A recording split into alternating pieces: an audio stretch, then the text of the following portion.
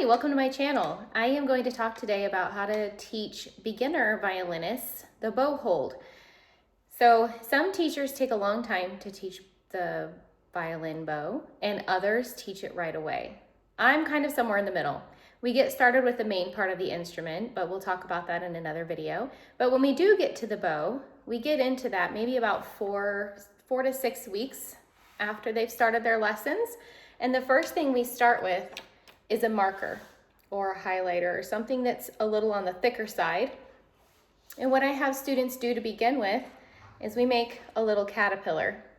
And I have them practice putting their fingers just like this so they can learn to keep the round circular inside of the hand and also not squeeze or make what I call the duckbill. So we start with this and then we practice putting the pointer finger over the side and these fingers over the side with it. And then the pinky naturally has space to come right on top. And then we check the thumb to have a slight curve. We check also to make sure we still have the roundness inside the hand. And I check to make sure the inside right here is not tense and tight to where they're gripping like this, but it should be very relaxed. And we practice just moving the hand around and the wrist and things to get them used to just basically balancing this marker in their hands. And I also teach them about the 3 touch points. We have the thumb, the pinky, and the side of the pointer finger. And basically we wedge the violin bow or viola bow, either one, into the fingers here. And that allows us to hold this without having to grip, and we will not drop it either. And then we talk about putting the fingers over the side. This is the first thing that we start with. I send them home doing this exercise. We start with this, pointer, and then pinky on the top and the fingers over the side. Then we'll move into a pencil, something smaller sometimes if they're having a hard time. Or if they have smaller hands, sometimes we'll work with a pencil first. Either one works. You can use a pencil or a marker. The pencil is a little more challenging because it's not quite as thick as a bow. A marker is more similar to the bow. But we start with that. And then by the time we get to the bow, I used to teach my beginner students to put the thumb down here at the bottom, but I don't do that anymore because I don't really think it's necessary, for one thing. And two, they kind of have a hard time getting away from this later. So we immediately go right away into what I call the little cave, this little notch right here. I have them put their thumb in here and we get the 3 touch points in place, just like this. And we hold the stick straight up so that it's not, they don't have to balance the weight of the bow. And then we put the fingers over the side and bring the pointer finger down. And we just practice holding the bow just like this and moving the hand around just like we did with the marker. And then we check and make sure that we have the same shape here as what we did with the marker and still have the very loose thumb muscle in here. And that they're not gripping and that they're not collapsing into a duckbill or making what I call the banana thumb like this. We just practice holding the bow and moving it around. We'll go up and down. Sometimes with my little ones, we'll do rocket ship. We'll just count down and blast off just for the fun of it. And then when we come down, we check their bow hold. Basically just getting them used to holding the bow and moving without tensing anything in the hand. Then we move into windshield wipers. And this allows them to start to feel the pressure in the pointer finger and the pinky, which later prepares them for what we call pronation and supination.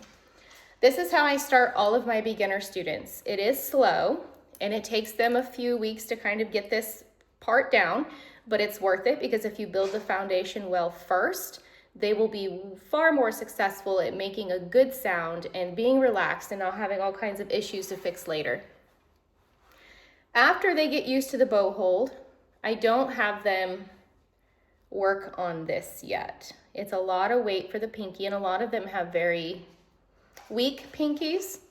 So what we'll do is we'll get a toilet paper roll, or you can kind of make a circle in your finger here and hold the stick like this. And we just practice bowing, and I'll have a tape on the midpoint of their bow.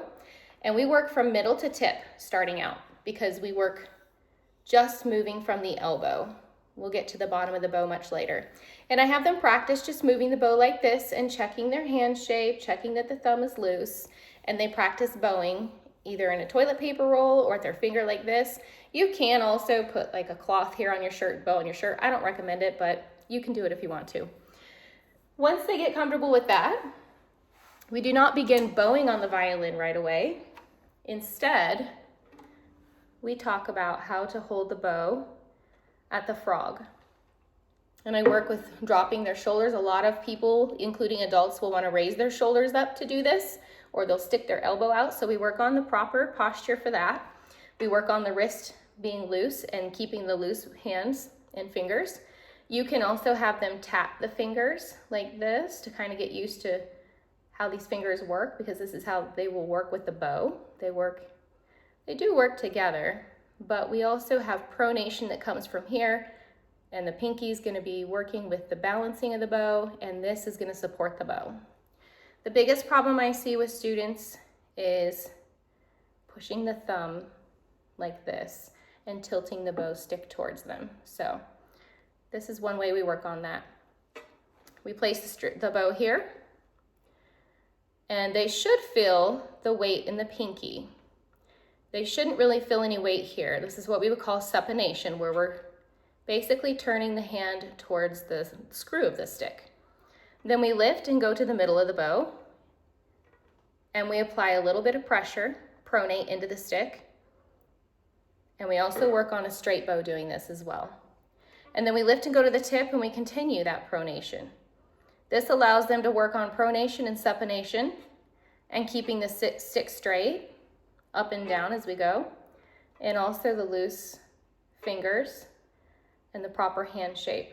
And we can also work on the shoulder and the elbow to prevent any other issues from happening. So this is what we start with. From there, we will work from middle to tip and start to bow by opening and closing from the elbow. And while we're working on this on the violin, I have them bowing in a toilet paper roll and doing this exercise. And if they're struggling, wanting to move from the shoulder, just have them lean up against a wall so that the back of their arm is against a wall, and that stops the shoulder motion and forces them to bow from the elbow. So after they've been doing that for a short while, we move to the violin. And by this point, they should be pretty established in their bow hold. They should be pretty comfortable drawing the bow from the elbow. And they've already been working on pronation. So now we're gonna work on drawing the bow down just like this and coming back. And that pronation, we should hear a bit of a catch here. We work on bow speed to get rid of that scratchy sound. And then we work on going up.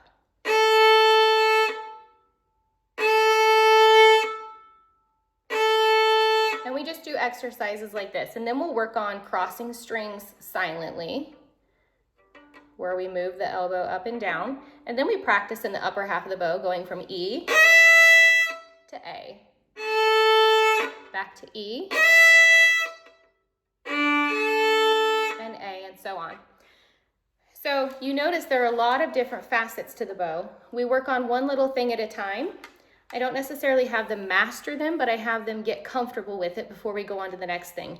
If at any point in time I start seeing issues in the bow hold, we may back up and review some exercises. And a really important thing that I do a lot of the time is I'll have them simply shake out their hand like this. And you basically, if you're relaxing and allowing the fingers to dangle from the wrist, that's how our bow hold is when we're holding the stick. So what we'll do is I just show them how they can place that stick right into the hand, just like this, and bring the thumb up, and there's your bow hold. Thinking of dropping the fingers from the wrist keeps the knuckles from collapsing, and also allows them to have more flexibility in the fingers and the wrist because we're loose, and they can use some of the arm weight to help bring the pressure into the bow as they bow. And then we work on pronating and supinating. But there are a lot more things that we go through to get to using the full bow, but we're gonna stop there. This is just what I do with my beginners. When we start learning to bow, how we work on things a little at a time and get them bowing so that they have a very good tone, basically right away. It gets rid of the screechy, scratchy sound. If I do have students who are a little bit more timid and they kind of have this wispy sound, Then we'll talk about how I'll have them hold my violin right here so they can feel the vibration, and I'll play a very wispy bow. And they'll be able to feel the vibration, but when I actually apply some pressure with pronation and allowing my arm to be a little heavy and get a lot more sound, they feel a lot more of the vibration, and it kind of helps them understand how much sound the violin can get. So we work on pronating and adding some of the arm weight. The one thing to watch for is as they begin to pronate and use the arm weight, make sure that they're not gripping the stick or pushing out like a duckbill or pushing the thumb. One more thing I'll mention as well with beginners, I tell them they have a tongue. We don't want a tongue. We should not see this. A good way to stop this is think about putting this finger in front of the thumb, and it kind of blocks the thumb from being able to do that, and will eventually allow them to have this ability as well, which we'll get into another video sometime with why we do this and why they need to learn this right away. So that's how I start my beginners on their bows. There are common things that I see that I address in this video.